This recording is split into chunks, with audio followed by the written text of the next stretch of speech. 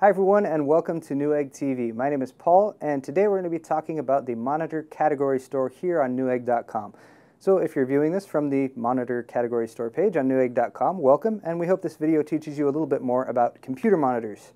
For starters, we're going to talk about monitor size and the right size that you might want to get. Also, we're going to talk about some of the technology that goes into building monitors. We'll talk about some of the specs that you see on the site as you're browsing through different monitors that you might want to purchase. And finally, we'll talk about the actual hardware options that you get apart from the panels themselves. So for starters, let's talk about monitor size, because that is a very good element to zero in on. First of all, is what size monitor you want. Obviously, bigger is generally better, but you do want to find a monitor that fits within your price range, of course. So for starters, this one here on the right is a 19-inch monitor, and 19-inch monitors used to be the standard, but that is actually getting a little bit bigger as LCD monitor manufacturing becomes more prevalent. So you're seeing larger sizes and they are becoming more affordable, but a 19-inch is a good size to start with. Here, next up, we have this Asus ProArt series monitor, and this is actually a 23-inch monitor. Monitor size, by the way, is measured diagonally, just like with TVs.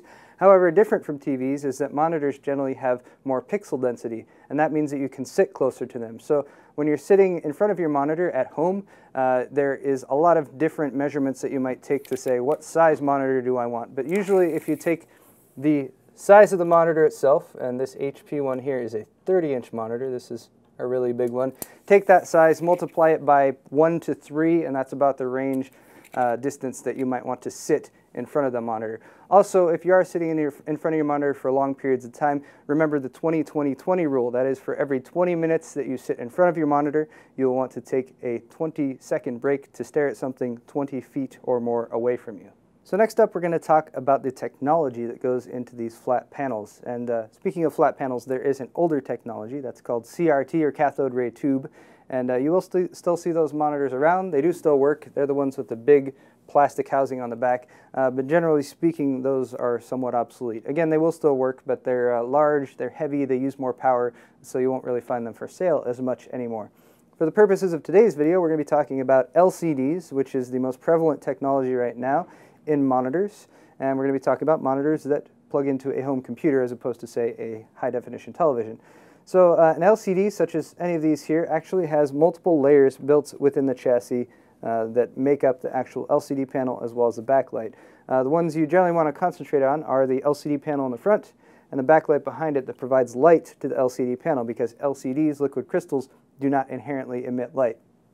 There's a couple different technologies that are you'll find out on the market right now for the LCD panel in the front itself. One of those is TN, that's twisted pneumatic. Those are very prevalent. It's one of the technologies that's been around for the longest time.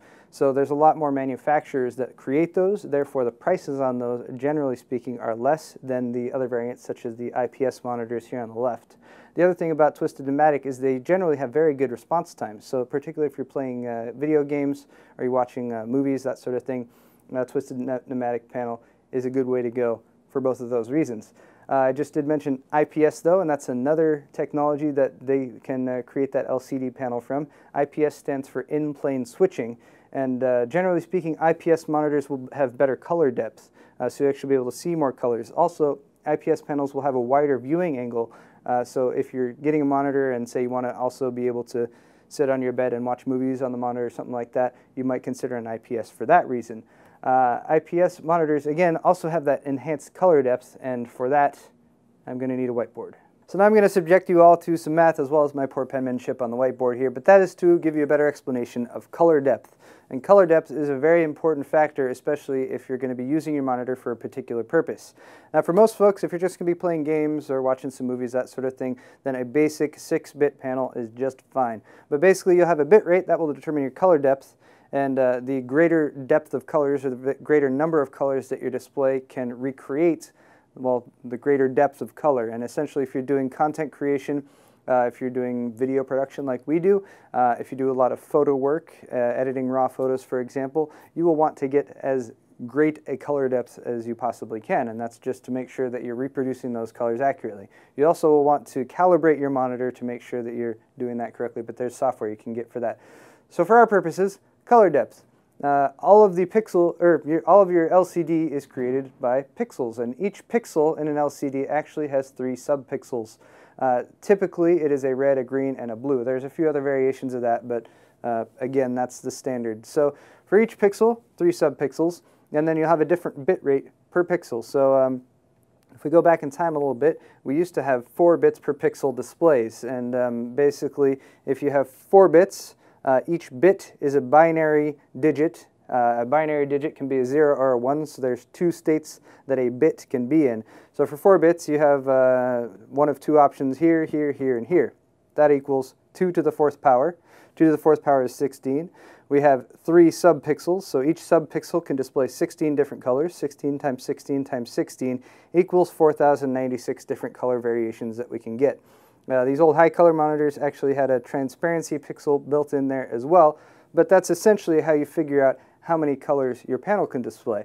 So most LCD displays, Twistod-O-Matic, and a lot of IPS panels as well, have 6 bits per pixel. That makes them an 18-bit panel. 6 times 3 subpixels is 18 bits. So 2 to the 6th power for your 6 bits per pixel panel gives you 64.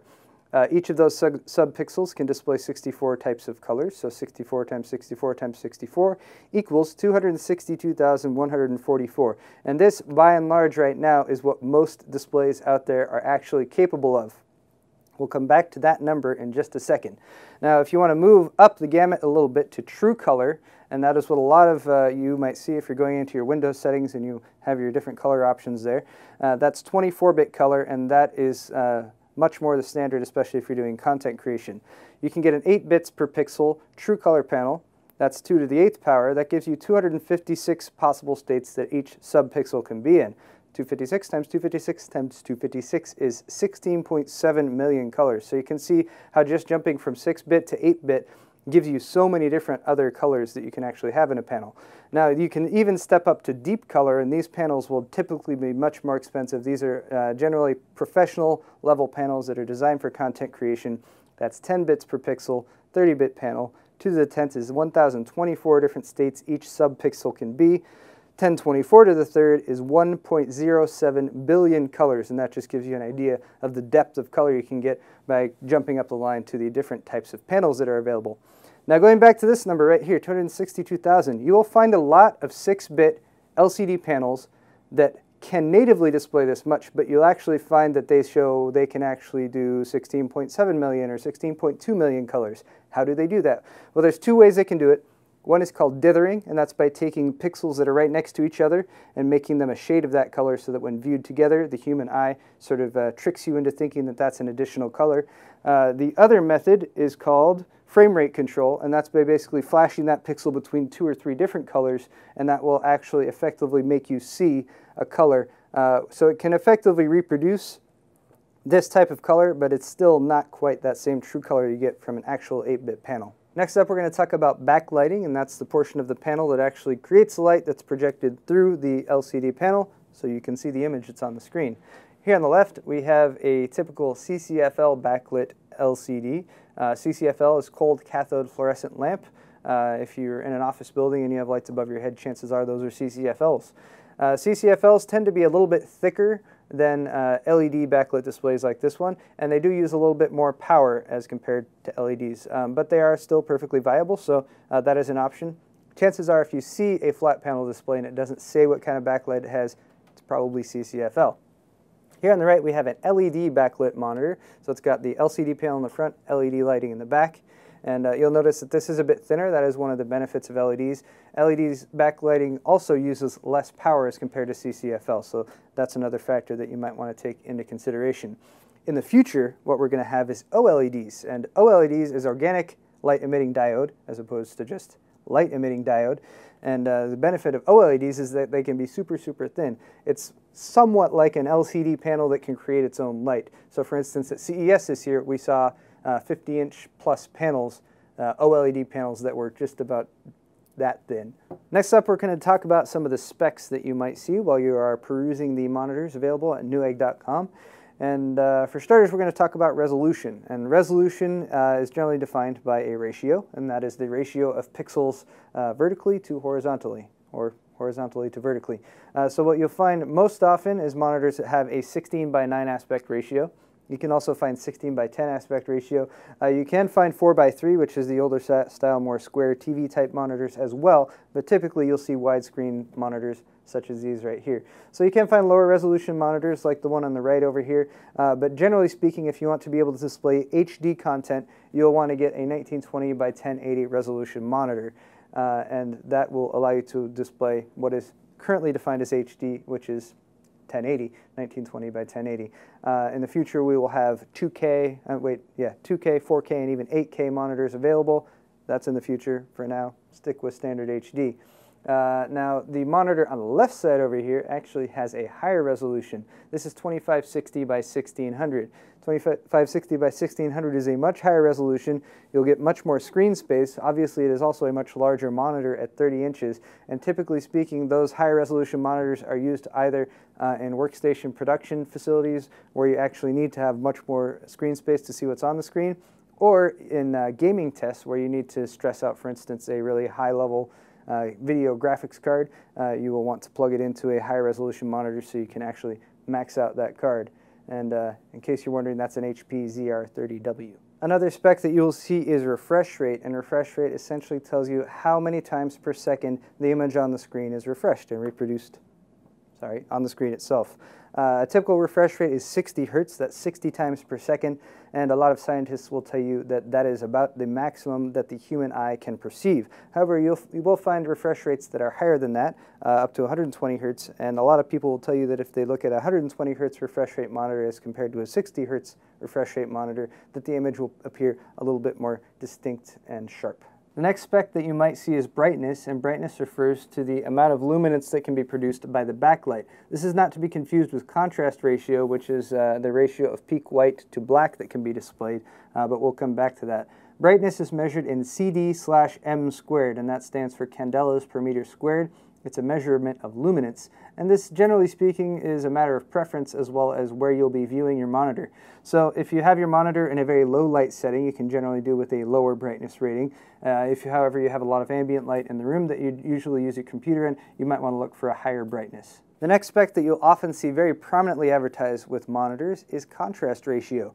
And contrast ratio is simply a measurement. It's a ratio between the peak white that can be displayed by a monitor versus that same pixel when it's displaying black.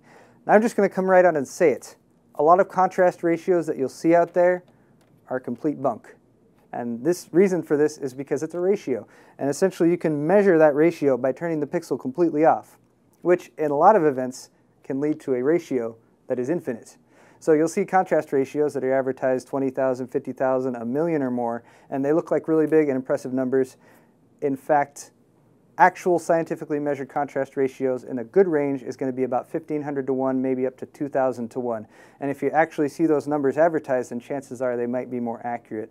But since there's such a wide variety of methods to measure contrast ratio, it's often not the greatest spec to look at when you're choosing an LCD monitor. And lastly, for specs, we're going to talk about response time. And this is an important spec to pay attention to, but similar to contrast ratio, there are different ways to measure it.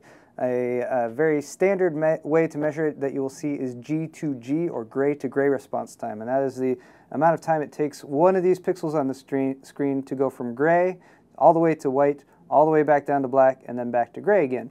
And good response times are generally in the 2 to 5 millisecond range. Response time is important, especially if you play a lot of video games, watch a lot of movies.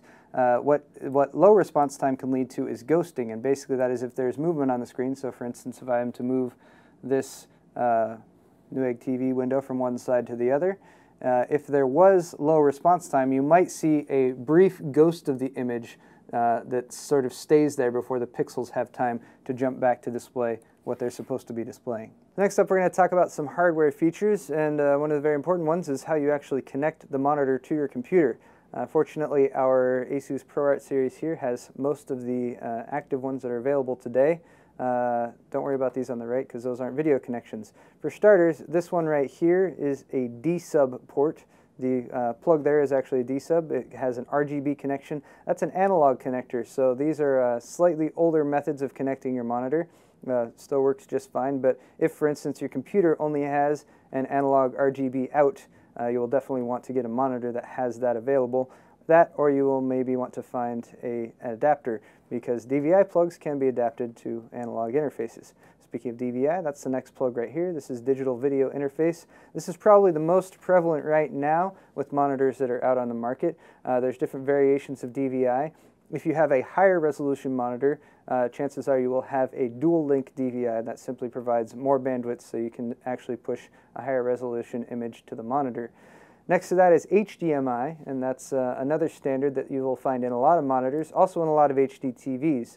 So if your computer has an HDMI out, you can plug it in right here. One of the benefits of HDMI is that you can actually have both the video signal and the audio signal go over the same cable, so you just have one single cable to plug in from your computer to the monitor. You get the video signal as well as the audio.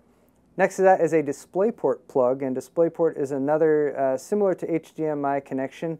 It can do high resolutions, and DisplayPort actually has some different variations as well. In the future, what we're going to be seeing is DisplayPort 1.2 monitors, and that will actually allow you to daisy chain multiple monitors together from the same plug on your computer, so you can do 2 or 3 display setups. The next hardware element we're going to look at is the stand, and the stand can be very important because it will allow you to actually make adjustments to the monitor. Some monitors have very simple stands that simply hold the monitor up, but you'll find a lot have some other adjustment features such as this one.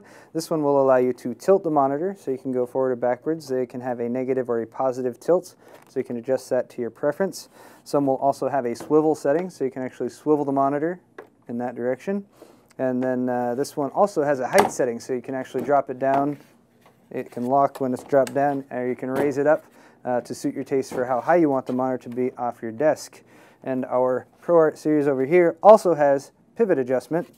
Wait, as long as you do it the right way, and that will let you set the monitor into portrait mode.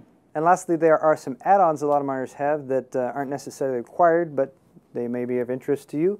For instance, our monitor here in the back has an integrated 2 megapixel webcam. So if you do a lot of webcamming, you might be interested in a monitor that has an add-on like this. Another feature you'll find with a lot of monitors is integrated speakers, and this simply makes it more convenient, especially if you're using that HDMI plug, or a lot of times you can just plug in a standard 1/8" analog plug, and that will allow you to have sound directly from the monitor. So that's a nice feature to have there. And finally, something that you're seeing a few more of here is this guy right up here, which is not a webcam in this case. This is actually the Asus VG series, and this has an integrated NVIDIA 3D Vision controller right there. So with this and the NVIDIA 3D Vision glasses, you can actually use this as a 3D monitor as well. And that's going to wrap it up for this video. We hope you have learned a little bit more about shopping for your next computer monitor. I'm Paul with Newegg TV, and if you enjoyed today's video, please head over to our Newegg YouTube channel, and don't forget to subscribe for more tech videos. Thanks a lot for watching, and we'll see you next time.